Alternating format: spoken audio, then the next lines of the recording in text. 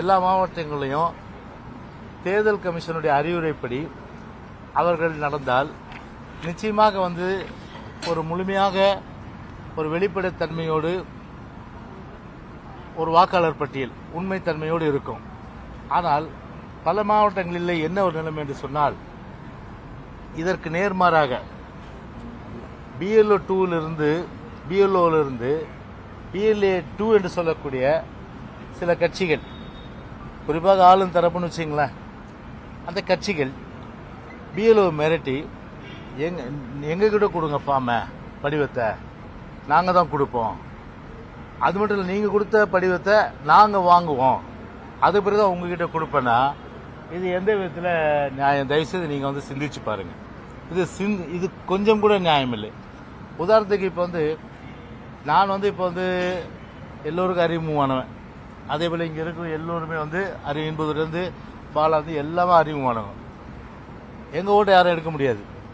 ஆனால் ஒரு அறிமுகம் இல்லாத ஒரு ஏழையோ இல்லை நடுத்தர வர்க்கமோ ஒரு சமூகத்தில் ஒடுக்கப்பட்ட மக்கள் அவர்கள் போய் ஃபார்மை இவங்க BLO அவர் வேலை செஞ்சால் ஒழுங்காக செய்ய முடியும். அவர் மாறாக பல்காக இந்த ஃபார்மை ஒரு 50 படிவத்தை ஒரு BLA 2 ஒரு ஆளுங்கட்சியோ இல்லைன்னா அவங்க தரப்பில் இருக்கிறவங்ககிட்ட கொடுத்தா அவங்க என்ன பண்ணுவாங்க? வேண்டியவங்க வேண்டாதவங்க அந்த மாதிரி பார்த்து தான் அந்த அப்ளிகேஷனை கொடுப்பாங்க. அப்போ அந்த போய் சேராது. சரி, ரிசீவ் பண்ணுறதுன்னு பார்த்தீங்கன்னா இவங்க போய் கேட்பாங்க. எங்ககிட்ட கேட்க முடியாது, ஏன்னா எங்ககிட்ட அடி வாங்குவாங்க தெரியும் நல்லா. அதனால் எங்ககிட்ட கேட்க முடியாது. அதனால் ஒரு அப்பாவிக்கிட்ட போயிட்டு எங்கிட்ட கொடுங்க, நீங்கள் அங்கே போய் கொடுக்குறீங்க, BLO வரமாட்டார், BLA 2 நாங்கள் தான் அதிகாரம் பெற்றவங்க, எங்ககிட்ட கொடுங்க சொல்லி அந்த ஃபார்மை வாங்கி அந்த பாரத்தை இவன் பார்ப்பான். இதில் ADMK இதெல்லாம் அந்த ஓட்டு பிரித்து போட்டுறான்னுவான். DMK ஓட்டு இது சேர்த்துரு, அவங்க தோழமை கட்சி ஓட்டு இது சேர்த்துரு. அது எப்படி ஒரு சரியாக வரும்? அதுதான் இன்னைக்கு ஒரு CO இன்னைக்கு அவங்க டெப்டி சீஃப் எலெக்ஷன் கமிஷன் இன்னைக்கு இன்ஸ்பெக்ஷன் போயிருக்காங்க. ஸோ அவங்களுடைய இன்ஸ்ட்ரக்ஷனில் அடிஷனல் CO பார்த்து இன்னைக்கு பொதுச் செயலாளர் அவருடைய கையெழுத்திட்ட ஒரு புகார் மனுவும் இன்னைக்கு கொடுத்துருக்குறோம். ஸோ மேல் நடவடிக்கை எடுப்பதை அவர் உறுதியெடுத்திருக்காங்க. மேல் நடவடிக்கை பொறுத்தவரையில் முழுமையாக BLO மட்டுமே இந்த பணி செய்து அரசியல் கட்சிகள் ஒத்துழைப்பு கொடுக்கும். அரசியல் கட்சிகள் மானிட்டர் பண்ணணும், அது மானிட்டர் பண்ணலாம். அது எங்கேயாவது விடுபட்டு போச்சுன்னா BLO தான் சொல்லணும், சார் இந்த வீடை எடுக்காமல் போயிட்டீங்க, இந்த வீடை எடுக்காமல் போயிட்டீங்க, நீங்கள் இதை எடுங்க நீங்கள் அப்படின்னு சொல்லலாம். அந்த ரைட்டெல்லாம் இருக்குது. ஆனால் அந்த படிவத்தையே வாங்கிக்கிறது, படிவம் ஃபில்அப் பண்ணப்பட்ட படிவத்தை திரும்ப அவரே வாங்கி அவருக்கு அவங்க கட்சிக்கு வேண்டாதவங்களாம் தான் கீழ்ச்சி போடுறது, இந்த மாதிரி நிலைமையெல்லாம் வரக்கூடாது. இதனால் அங்கங்கே சட்டம் ஒழுங்கு பிரச்சனைலாம் வரும். உங்களுக்கு தாங்க தலைவலி. அதனால் இந்த தலைவலி வராமல் இருக்கணும்னா, தீராத வழியெல்லாம் போகணும்னா நேர்மையாக நீங்கள் BLO மட்டுமே இந்த பணியை செய்யிட்டோம். அரசியல் கட்சிக்கு நாங்கள் முழு ஒத்துழைப்பு கொடுப்போம். அது எந்த மாறுபட்ட கருத்துன்னு சொல்லிட்டோம். இப்போ கள்ளக்குறிச்சி நடந்திருக்குது, கள்ளக்குறிச்சி மாவட்டம் நடந்திருக்கு. கள்ளக்குறிச்சியில் இப்போ இது இப்போ என்னன்னா நம்ம கரூரில் நீங்கள் ஒரு முன்னாள் அமைச்சர் விஜயபாஸ்கரை நீங்கள் கேட்டு பாருங்க. மொத்தமாக எடுத்துன்னு போயிட்டாங்க, திமுக எடுத்துன்னு போயிட்டாங்க. ஆமாம், அவங்க எங்கே உங்ககிட்ட சொல்லிட்டு போவாங்கல்ல, அவங்க அதை ஃபில்அப் பண்ணுறதுக்கு வீட்டுக்கு தான் போகணுமா? அதை ஹோட்டலில் வச்சு பண்ணுவாங்க, லாட்ஜில் வச்சு பண்ணுவாங்க, அவங்க பாரில் வச்சு கூட பண்ணலாம், சர்க்கியூட் வச்சு பண்ணலாம், இல்லை எங்கே வேணாலும் பண்ணலாம். எதுக்கு போய் என் ஃபார்ம் அவங்ககிட்ட போகணும் இல்லையா? எனக்கு உரிமை உள்ள ஃபார்ம் எப்படி அவங்ககிட்ட போகலாம்?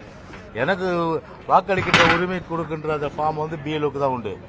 எனக்கு வாக்களிக்கின்ற உரிமையை அந்த ஃபார்ம் கொடுத்து நான் ஃபில்அப் பண்ணி கொடுத்த பாரத்தை திரும்ப பெறுகின்ற உரிமை யாரு? BLOக்கு தான் உண்டு. ஏன் போய் ஆளுங்கட்சிக்கு தரீங்க?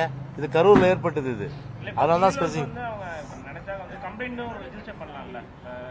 இல்லை, அந்தந்த மாவட்டத்தில் கம்ப்ளைண்ட் கொடுக்குறோம். அதனால தானே இப்போ நாங்கள் கம்ப்ளைண்ட் கொடுத்துருக்கோம். நாங்கள் அதாவது எங்கள் மாவட்ட செயலருக்கு பொதுச் செயலர் காலையில் சொல்லிட்டாரு, இந்த மாதிரி இந்த நிகழ்வுகள் அந்தந்த மாவட்டம் நடந்தால் கண்டிப்பாக நீங்கள் மாவட்ட ஆட்சித்தலைவர் தான் அந்தந்த மாவட்டத்தை. இங்கே சென்னை பொறுத்தவரையில் மாநகராட்சி ஆணையர், மாவட்டங்கள் பொறுத்தவரையில் கலெக்டர் மாவட்ட ஆட்சித்தலைவர்கிட்ட நீங்கள் நேரடியாக நீங்கள் போய் பெட்டிஷன் கொடுக்குறோம். ஸோ நாங்களும் ரெடியாக தான் இருக்கோம். அதனால் இது மிஸ்யூஸ் இல்லாமல் முழுமையாக வாக்காளர் பட்டியல் வரணும்னா பிஎல்ஓ ஷார்ட்டாக சொல்லணும்னா அவங்க தான் வீடு வீடாக போகணும், அவங்களுக்கு ஒத்துழைப்பு கட்சிகள் கொடுக்கணும், அவங்க தான் பிஎல்ஓ தான் வீடு வீடாக போய் ஃபார்மை கொடுக்கணும். பிஎல்ஓ வந்து ஃபார்மை கொடுத்துட்டு ரிசீவ் பண்ணுறது, அது கியூஆர் கோடு இருக்குது. ஸோ அந்த கியூஆர் கோடை வந்து கொடுக்கும்போதும் எடுத்துருவாங்க, ரிசீவ் பண்ணும்போது எடுத்துருவாங்க. அதனால் இந்த பணியை வந்து முழுமையாக பிஎல்ஓ வச்சு பண்ணுங்கள். அரசியல் கட்சிகள் நாங்கள் வந்து உங்களுக்கு என்னென்ன ஒத்துழைப்பு கொடுக்கணுமோ அதெல்லாம் கொடுக்குறோம். எதிர்க்கிற அனைவரும் வந்து 30 நாட்கள் வந்து போதுமானதா இல்லைன்னு சொல்றாங்க. அது உங்களுக்கு போதுமானதா தெரியுது? தம்பி, ஒரு விஷயம் நீங்கள் தெரிஞ்சுங்க, 1200 ஓட்டு தான் ஒரு மேக்சிமம் வந்து ஒரு இதுக்கு எதுக்கு பூத்துக்கு 1200 ஓட்டு என்னும்போது வீடுகள் எத்தனை இருக்கும்? 300 இருக்கும். சரி, தேர்தல் காலத்தில் நீங்கள் வந்து பூத் ஸ்லிப் கொடுக்குறாங்கல்ல, அது ஒரு மாசமா கொடுக்குறாங்க? சொல்லு அபினேஷ், ராஜி சொல்லுங்க, ஸ்டாலின் நந்தினி சொல்லுங்க. இங்கேயே நீங்களே சொல்றீங்க, பத்திரிகையாளர் சாட்சி, 4 நாள் 5 நாள் சொல்றீங்க நீங்களே. அப்போ 4 நாள் 5 நாள் முடிக்கிற வேலை இது.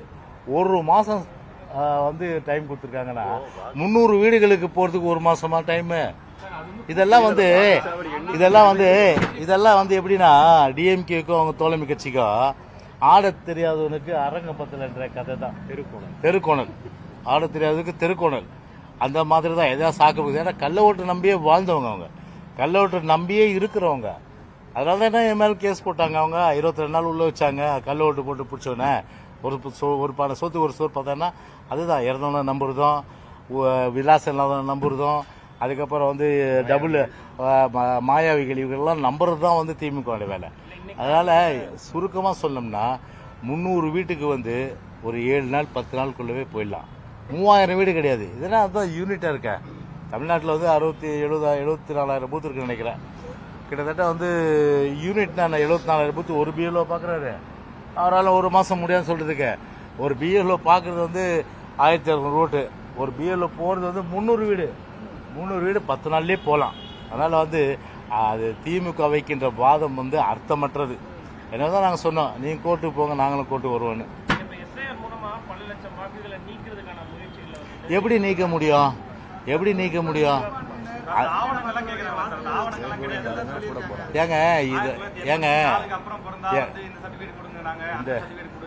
இந்த அது எந்த வகையில் நீக்க முடியாது. உங்களுடைய வாக்காளர் பட்டியலில் இப்போ பேர் இருக்கா? பேர் இருந்தால் உங்களுக்கு ஃபார்ம், உங்களுக்கு அப்புறம் என்ன பேர் இருந்தால் ஃபார்ம், உங்களுக்கு வீட்டில் இருக்கீங்களா இருந்தால் ஃபார்மு. நீங்கள் சொல்கிறது தான் இல்லாத ஆளுக்கு தான் எவிடன்ஸ் எல்லாம் நீங்கள் வந்து கொடுக்க வேண்டிய ஒரு சூழ்நிலை இருக்கும். அதாவது அது வீணான கற்பனை, தேவையில்லாத கற்பனை. அதுபோல் தமிழ்நாட்டில் நடக்கிறதுக்கு வாய்ப்பு இல்லை. அதிமுகவும் விடாது. போதுமா? அதிமுகவும் அடிஷனல் சிஎம் சொல்லியிருக்காரு, கண்டிப்பாக இதை நாங்கள் வந்து டெல்லிக்கு நாங்கள் வந்து அனுப்புகிறோம். கண்டிப்பாக வந்து இது ஒரு நல்ல யோசனை தான் இது.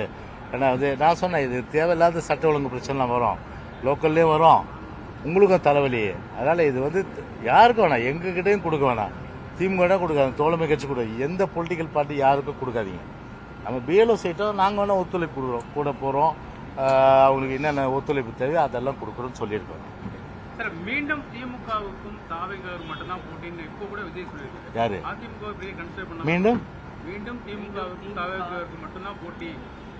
ஒரு தம்பி, ஒரு கட்சி ஆரம்பிக்கிறாங்கன்னா அந்த கட்சிக்கு எப்போதுமே அந்த தலைவர்கள் வந்து ஒரு தனித்தன்மையோடு இருக்கிறன்னு தான் யாராக இருந்தாலும் விரும்பாங்க. நீங்கள் ஆரம்பித்தா கூட அப்படி தான், சரிதானே? நீங்கள் எல்லாம் ஆரம்பித்தா கூட சேர்ந்து ஆரம்பித்தா கூட அப்படி தான். ஆனால் அவங்க கட்சியினுடைய ஒரு தனித்தன்மை இருக்கணுன்ற அடிப்படையில் ஒரு அறிவிப்பு வந்து கொடுக்குறாங்க, எங்கள் தலைமையில் தான் கூட்டணி. ஓகே வச்சுங்க, நாங்கள் சொல்கிறோம் எங்கள் தலைமையில் தான் கூட்டணின்னு, சரிதானே? அவங்க கருத்து அவங்க, எங்க கருத்து எங்க. Okay,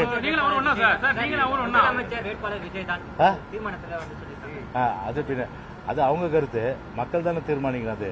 okay.